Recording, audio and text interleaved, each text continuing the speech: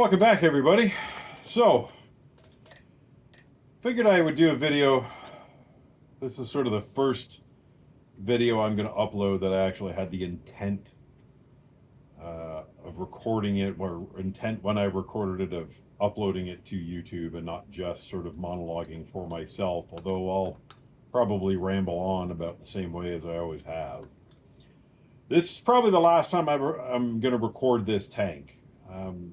It's actually in my mind that this tank is coming down sometime in the next couple of weeks to make room for two new 20-gallon long tanks in its place. So most of these fish will find new homes in other tanks of mine or with other fish keepers. Some of them will go into the new tank, some of them won't.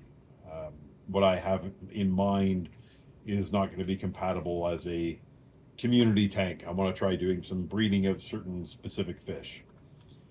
But I thought I'd go over this tank because this is really sort of where it started. And I've got several other videos, although they're worse quality than this one, if you can believe it, on this tank startup. But I realized, I've gone back and watched those, and I realized that a number of the things that I was making note of that were important, I did more in a journal and less in the monologue.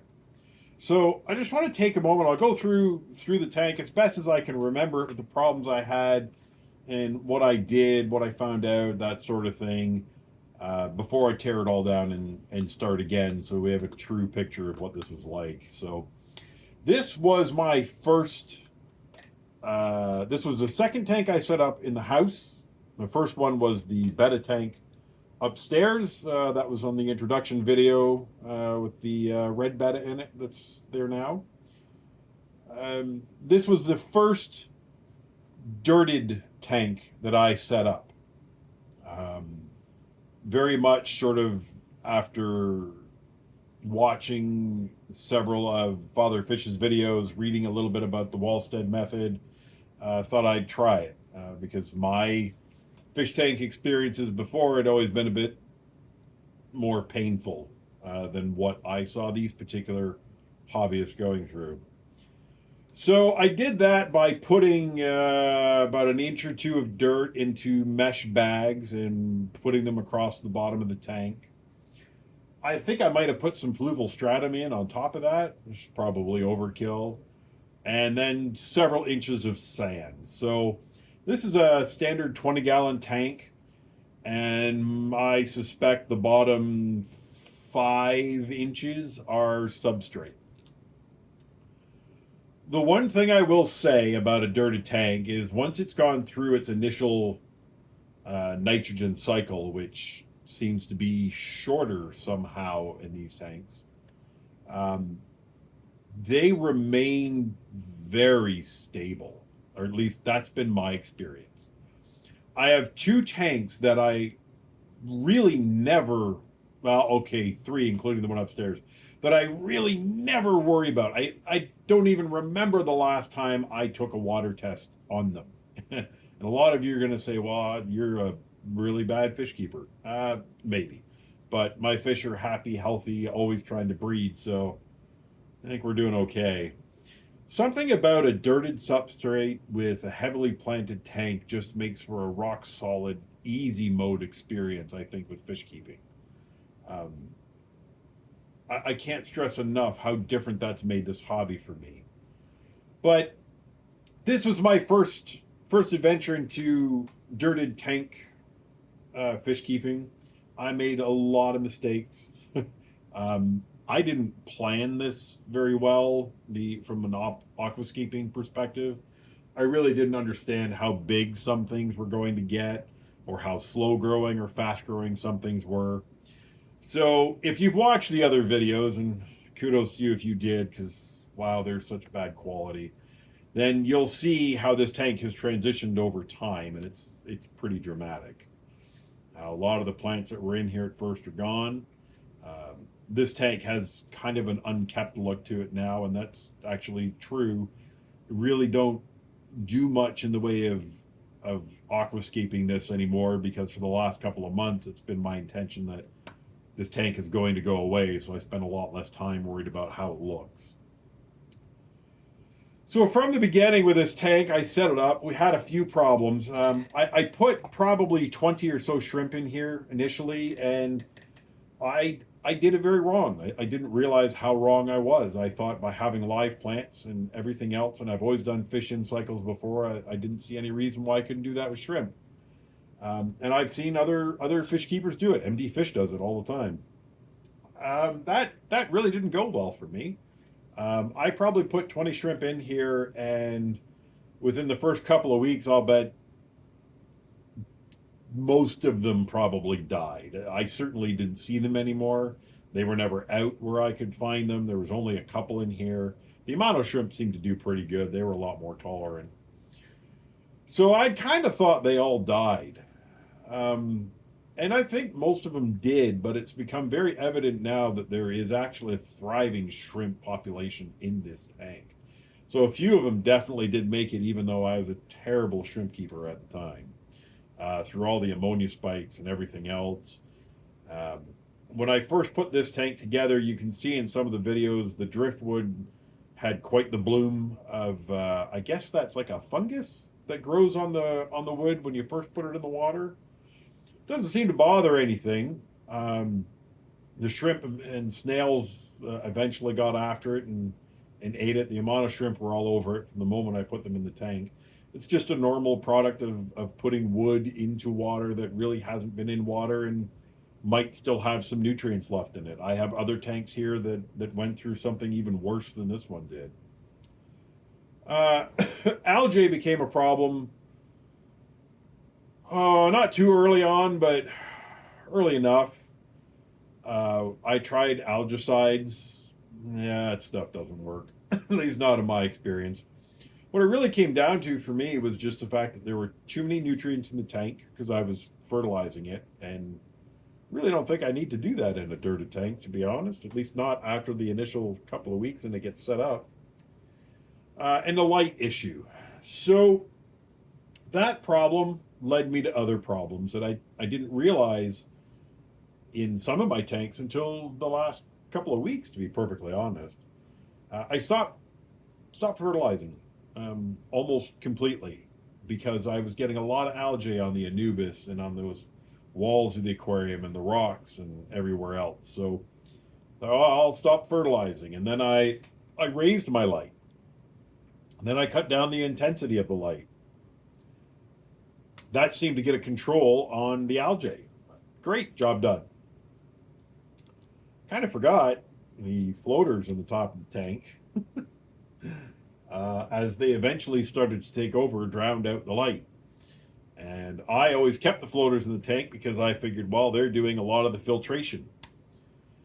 Well, I guess I should have paid more attention because by raising the light and dimming the light, cutting back on the fertilizer, the plants started to have deficiencies and get holes in them and drop leaves. And before you know it, you realize that maybe your tank isn't as healthy as you thought it was because plants are starting to die. Fish are still healthy, water's still clean, but obviously a problem. So it's taken a little bit to figure out where the right light levels and fertilization levels are, and I think I'm still working on that with some of my tanks, but we're getting there. Um, this tank at this point, like I said, hasn't been maintained too particularly well with the plant growth. I've let sort of the limnophilia and other things just sort of take over. Has a very natural look to it that may or may not be appealing to all of you. But it's very, very healthy. It's a very rock solid, stable tank. I cannot say enough about how good dirted tanks are. It's just the best of both worlds that I've found. So we went through some algae issues. We went through some lighting issues, some fertilization issues. Um, I've had fish jump out of here. I don't have a lid on this tank. In fact, right now I just have a blanket tossed over it to cut down on the glare. But, and the tank is right beside my computer desk. So the cat sits up here from time to time and enjoys some fishy flavored water. I'm sure she's tried to go after a couple of the fish, and that's why they've jumped. But I haven't had any real diseases or parasites or problems in here. I've had fish die off. I started this tank with a whole bunch of rummy nose tetras. I think there's 3 in here now, maybe 4. Um, they didn't seem to get sick. They didn't seem to have parasites or infections or anything. But Tetras for me have always been a problem. I had neons in here for a while, and I gave them to somebody else. I put rummy nose in here. I got to admit, Tetras are not my thing. I don't know what it is, but it always seems that if you get a group, unless you get a big group, but it seems like if you get a group of 5 or 6, there's always one that's weaker. And he gets picked on until he hides all the time and eventually dies. And then the next runt of the litter gets picked on until he dies, and on it goes until there's only 3 or 4 of them left. That might just be my poor fish keeping skills. Maybe it's the size of the tank and I need to get more of them so they're not so focused. But either way, I don't think I'll ever keep Tetras in a limited number again by choice, anyways. I have a couple upstairs that I'll keep, and I have these ones here that I'll find new homes for. But I'll probably stay away from Tetras from this point forward because I I just don't enjoy watching them pick on each other until the point where one of them recedes into a hole somewhere and hides until he dies. So I'm kind of done with Tetras at the moment. It's just been my experience. The plants in here, I found some plants that grow real well. I really like crypts. Once they get going and they go through their initial melt off period, they grow super well. Um, the Anubis, now that I've kind of figured out how to keep the light levels to a point where I don't get crazy algae all over the leaves, they're a good plant. The floaters that I have, especially the miniature water lettuce, they do a great job of filtering out your water and keeping ammonia and nitrate levels down, but you do have to stay on top of removing them, which for somebody who's keeping shrimp in those tanks could be a bit of a pain in the neck because baby shrimp love to be up in those things eating, especially when you're trying to get rid of them. Um, I'm not a big fan of limnophilia. I think it's great when you get a tank going, just to get past the initial setup periods because it's a really quick growing stem.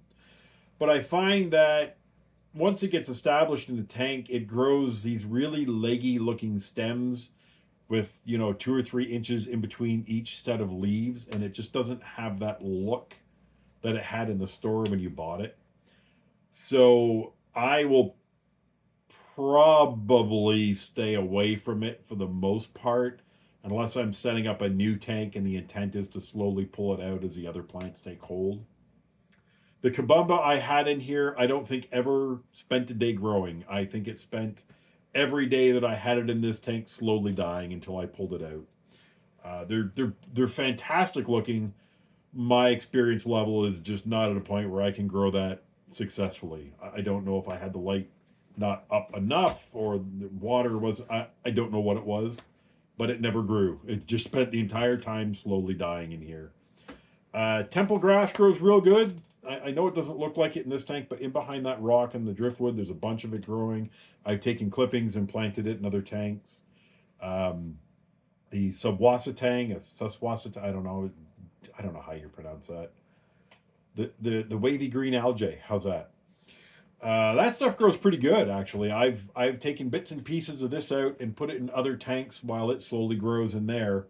It's not a fast grower, but that might be because I have so many plants in this tank they're taking up other nutrients. But great for baby shrimp to hide in. Um, the other plants in here that I had, I mean, there's the Bacopa here. I have that upstairs in the 5 gallon tank. It's a short tank, seems to grow in there really good, but again, when you have a tall tank like this, they tend to get these weird leggy look to them. And the little bit that I have left in here, I cut down a while ago, and it's something about the light level in this tank I think it just doesn't like because it does really good upstairs and not so great down here. The botanicals I put in this tank to tint the water never really did. I don't know if they were just old leaves or something about the filtration, although I don't run any carbon in any of my tanks, so I don't really know where the tint is going or where the tannin is going that's leaching out of the leaves in the wood, but it never seemed to have the effect I was looking for in this tank. The snowball shrimp tank that I have set up is very much tinted. In fact, it tinted so much I had to drain it a bit. I've never done water. No, I won't say that. Since maybe the first month after I had this tank set up, I haven't done water changes. It's it's one of the things I hated the most about the hobby. That and the gravel vacuum. This tank, honestly, once it was set up, the plant started to grow, has been a very much hands off tank. The light comes on every day on its own. I throw food in it every now and then, and it just is. The fish are happy, the plants are growing. I haven't checked water parameters in this tank in I don't even know how long, and I don't need to. I can just tell how healthy everything is. If there's a problem, if fish don't look good, I'll I'll I'll throw a test strip in here and see where we're at. But it's just been very much a set it and forget it kind of tank. And I really encourage anybody in the hobby or anybody thinking of getting into the hobby, if you're gonna do it, don't do a gravel bottom tank. Don't do fake plastic plants and don't get involved in high maintenance fish, especially for your first. Dirted tank, lots of sand. You don't need a canister filter. I didn't need it on this tank. Throw in a sponge filter, call it a day, and you will have success. I just I don't see how you can fail with a dirted tank, especially when you plant it heavily. They just run so well. So, like I said, this tank it really hasn't had a lot of problems since I set it up. I mean, really, once I got past the first couple of weeks, other than figuring out light levels and how to deal with the algae and a couple of fish that jumped out, and some plants that decided they didn't like the conditions of the tank. That really pretty lily I had in here for a while really did not make it. It started to regrow and then died. I think that was when I was messing with light levels and just didn't have it set up right. And I think too, to be honest, I planted it too deep.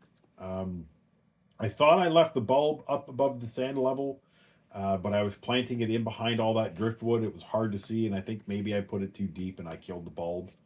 That's usually what happens with those plants. I might try it again in another tank, but this tank really, once I got it set up and running, I mean, from a fish keeping perspective, yes, I had issues with algae and lighting and that sort of thing I had to figure out, but I never had to worry about water parameters and ammonia and fish dying. It was just a super, super stable tank. So, anybody who wants to get into the hobby, I really recommend going that way. I mean, I think what I have on here now is a Night Crew light, um, Night Crew Sky something. I don't remember what they call it. I'll see if I can find it on Amazon and I'll put the name up somewhere. But it's a light on a timer. It's on for 12 hours a day at probably 25% maybe, and then I think it comes on at 9:30, stays on until 9:30, and then it spends an hour on the blue light. I know everybody's gonna say blue light only grows algae. Okay, fine. I have algae eaters in there. There's a mystery snail in there, a couple of neorites, and a bunch of shrimp, and a mono shrimp in there. So there's plenty of reason to grow algae. Oh, there's a Borneo, what I thought was a Hillstream loach, but he's still a Hillstream, but he's a Borneo. He's floating around in there somewhere. We call him Flat Face. I've only got a couple of fish that have names actually. Flat Face, the Borneo who's in here. Fish upstairs, the red beta. If you watch the introduction, that's Ninja. He's new to that tank, by the way. He's maybe been in there a year. And I got one fish down here. My wife named him Dum Dum, and yeah, well, we'll get into his story later. Pretty sure he is a she actually at this point. So yeah, that's sort of the short version of this tank. Um, Gave you as much information as I can remember on it. I don't know what kind of stone is in there. I really don't remember at the time. I just picked it up because I thought it kind of had a cool look to it. The one thing I really, really regret that I did in this tank that I just can't get over every time I see it, and I'll never do it again, was gluing epiphytes to rocks. Ugh, I hate it. I hate the way it looks. I hate everything about it. Um, there's something to be said, and I will say, if you want to cheat with epiphytes, when you plant them, put them, wedge them in between the rock and the soil. leave the rhizome, that thick part, leave that above the soil, but stick the roots underneath of a rock, stick them in a crevice underneath of a piece of wood close to the sand. They'll find the nutrients underneath of that sand and find their way in, and then they'll start growing like crazy. It's not as evident in this tank. You can see the one big Anubis there has got a bunch of new leaves that have started on it, and that's because it's got all of its roots now into the sand and it's found the soil bags underneath. I strongly recommend doing that to any of your epiphytes, your Bucephalandras, your Anubis. Don't just glue them to a rock. Wedge them in a crevice somewhere so you can reuse them later. If you can keep them close to the substrate, but the rhizome up above it, you'll find within a couple of months they'll start growing like crazy. If you just glue them to the rocks, I mean, mine are okay. You can see the one of them there has got a flower. They're not pretty looking though. And for me, I can always see the fact that they were glued there, and it will always bother me, which is part of the reason this tank's going to get pulled down. So I hope you've enjoyed me rambling on. I feel like I've rambled on long enough now. That will probably be the very last video I do on this tank. The next time I film this particular space, I'll be building the framework to house 2 new 20-gallon long tanks for some breeding. So I hope you've enjoyed that video. More to come later. Take care.